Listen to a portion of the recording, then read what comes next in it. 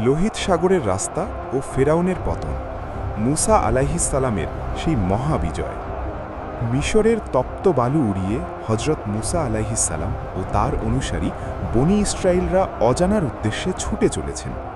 পেছনে দেখা যাচ্ছে ধুলোর মেঘ, জালিম ফেরাউন তার বিশাল সৈন্যবাহিনী আর রথ নিয়ে ধেয়ে আসছে। ফেরাউনের চোখে প্রতিশোধের নেশা, আর বনি ইসরায়েলের চোখে প্রাণের ভয়। সাগরের কিনারায় নিরুপায় নবী। ছুটতে ছুটতে একসময় মুসা আলাইহিসসালাম দেখলেন সামনে অথই নীল জলরাশি, বিশাল লোহিত সাগর। সামনে যাওয়ার কোনো পথ নেই, আর পেছনে শয়তানের মতো এগিয়ে আসছে ফেরাউনের দল। বনি ইসরায়েলের লোকেরা কান্নায় ভেঙে পড়ল। তারা বলল, হে মুসা, আজ আমাদের মৃত্যু নিশ্চিত। হজরত মুসা আলাইহিসসালাম আল্লাহর ওপর অটল ভরসা রেখে দু চোখের পানি ছেড়ে দিলেন। তিনি বললেন, হে আল্লাহ, সামনে বিশাল সাগর, সাঁতরে তো এটি পার হওয়া সম্ভব নয়, আর পেছনে ফেরাউন আমাদের মারতে আসছে। এখন আমরা কোথায় যাব? লাঠির স্পর্শে অলৌকিক রাস্তা। আল্লাহ তাআলা তখন তার নবীকে আশ্বস্ত করে বললেন, হে মুসা, এখন দোয়া করার চেয়ে কাজ করা বেশি জরুরি। তোমার হাতে যে লাঠিটি আছে, সেটি দিয়ে লোহিত সাগরের পানিতে আঘাত করো। মুসা আলাইহিসসালাম আল্লাহর হুকুম পাওয়া মাত্রই তার হাতের লাঠিটি দিয়ে সাগরের পানিতে আঘাত করলেন। সাথে সাথে এক অবিশ্বাস্য দৃশ্য ফুটে উঠল। বিশাল সাগর দুই ভাগে বিভক্ত হয়ে গেল, দুই পাশে পানির পাহাড় দাঁড়িয়ে রইল, আর মাঝখানে তৈরি হয়ে গেল শুকনো তকতকে এক দীর্ঘ রাস্তা। সাগরের এক মাথা থেকে অন্য মাথা পর্যন্ত এই অলৌকিক সেতু দেখে মুসা আলাইহিসসালাম আল্লাহর শুকরিয়া আদায় করলেন।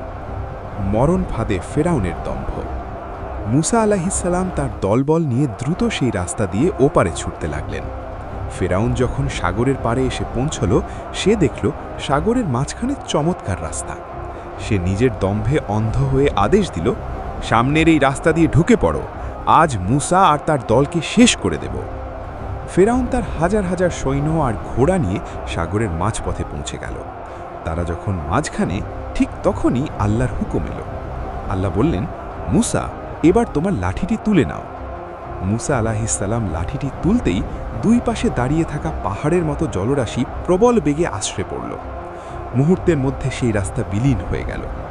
ফেরাউন আর তার পুরো সৈন্যবাহিনীর চোখের পলকে সাগরের অতলে তলিয়ে গেল। লোহিত সাগরের লোনা জল সেই অহংকারী রাজাকে আজীবনের জন্য স্তব্ধ করে দিল। বনি ইসরায়েলরা ওপারে দাঁড়িয়ে আল্লাহর এই মহিমা দেখে সিজদায় লুটিয়ে পড়ল। গল্পের শিক্ষা: ভরসার শক্তি। যখন চারপাশের সব পথ বন্ধ হয়ে যায়, আল্লাহ তখন এমন পথ খুলে দেন যা মানুষ কল্পনাও করতে পারে না। জুলুমের শেষ। জালিম যত শক্তিশালী হোক না কেন, আল্লাহর একটি ক্ষুদ্র ইশারায় তার পতন সুনিশ্চিত। লাঠির মোজেজা। আল্লাহর হুকুমে একটি সামান্য লাঠিও সাগরের পানি চিরে রাস্তা তৈরি করার ক্ষমতা রাখে।